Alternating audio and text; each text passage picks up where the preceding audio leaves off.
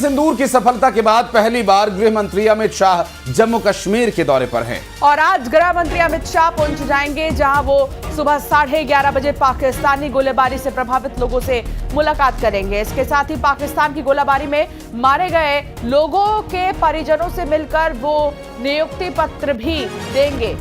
और इतना ही नहीं, गृह मंत्री अमित शाह उस सिंह सभा गुरुद्वारा भी जाएंगे, जहां पुंछ में पाकिस्तान ने 6 से 7 मई की दरमियानी रात सिंह सभा गुरुद्वारे को निशाना बना करके फायरिंग की थी। और अमित शाह का ये दौरा कई मायनों में काफी महत्वपूर्ण माना जा रहा है और इसीलिए पुंछ में चप्पे चप्पे पर सुरक्षा बढ़ा दी गई है। हालांकि जब ऑपरेशन सिंदूर को अंजाम दिया गया था, उसके बाद से ही लगातार सिक्योरिटी टाइट है। और अब गृह मंत्री अमित शाह क्योंकि आज पुंछ जाएंगे और यहाँ पर जो गोलीबारी से प्रभावित लोग हैं उनसे मुलाकात करेंगे और नियुक्ति पत्र भी उन्हें देंगे। इतना ही नहीं, अब सुरक्षा क्योंकि इलाके में और भी ज्यादा बढ़ा दी गई है, चप्पे चप्पे पर नजर रखी जा रही है।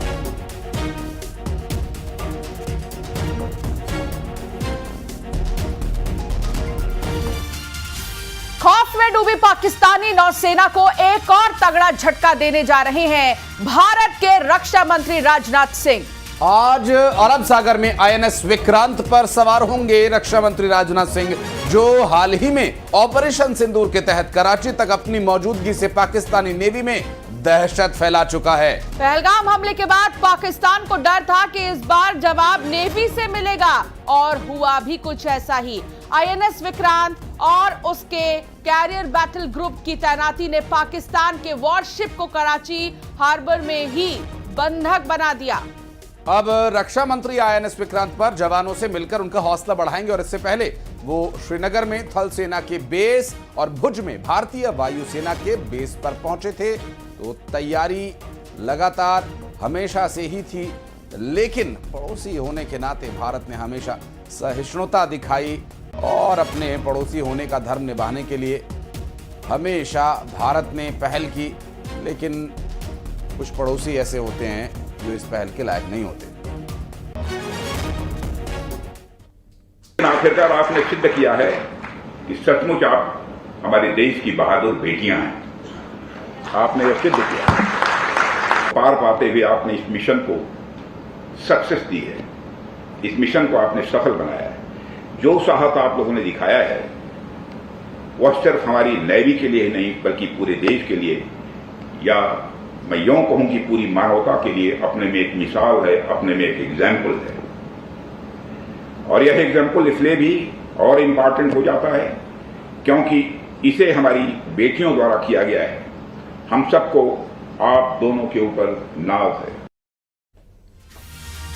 पाकिस्तान और अफगानिस्तान के बॉर्डर पर दोनों देशों की सेनाओं के बीच एक बार फिर जोरदार झड़प की खबर आ रही है। खबर है कि वहां नई चौकियां बनाने को लेकर टकराव हुआ और फिर देखते ही देखते जबरदस्त गोलीबारी शुरू हो गई। पाकिस्तान और अफगानिस्तान के बीच बॉर्डर को लेकर पहले भी खूनी लड़ाइयां हो चुकी हैं। पाकिस्तान और अफगानिस्तान की सेना के बीच ये भिड़ंत बलूचिस्तान सीमा पर हुई है। और खबर यह है कि पाकिस्तान की फौज ने वहां पर अपनी पकड़ मजबूत करने के लिए नई चौकियां बनाना शुरू किया, लेकिन अफगानिस्तान के सत्ता में बैठे तालिबान को ये बात बिल्कुल भी रास नहीं आई और इसके विरोध में वो उतर आया। और दावा ये किया गया कि उन्होंने पहले तो समझाने की कोशिश की, लेकिन जब पाकिस्तान नहीं माना तब उन्होंने हथियार उठाए।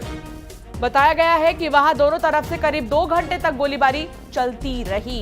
वैसे भी पाकिस्तान के बलूच इलाके में कभी भी शांति जैसा माहौल नहीं रहा है और एक बार फिर ऐसा ही कुछ देखने को मिल रहा है। अफगानिस्तान बॉर्डर पर जोरदार झड़प हुई है।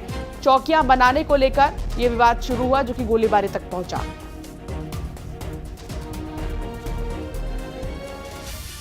पाकिस्तान के प्रधानमंत्री शहबाज शरीफ ने भारत के ऑपरेशन सिंदूर पर सबसे विस्फोटक खुलासा किया है। शहबाज ने कहा कि भारत के हमलों से हमारी सेना जवाबी कार्रवाई की प्लानिंग कर रही थी, भारत के हमलों की, और कि भारत ने उससे पहले ही फिर से एक ब्रह्मोस मिसाइल लॉन्च कर दी और उसे मौका ही नहीं मिला। शहबाज ने यह भी माना कि भारत की मिसाइलों ने पाकिस्तान के कई प्रांतों को अपना निशाना बनाया, जिसमें रावलपिंडी एयरपोर्ट समेत दूसरी जगह भी शामिल थी। आपको बता दें कि सबसे बड़े बड़े एयरबेस जो है पाकिस्तान में, उनको तबाह किया है भारत ने। रावलपिंडी से लेकर लाहौर से लेकर कराची से लेकर ये वो इलाके हैं जहां पाकिस्तान के एयरबेस थे और इन सब एयरबेस को नेस्तनाबूद किया भारत ने। 9th and 10th night, we decided to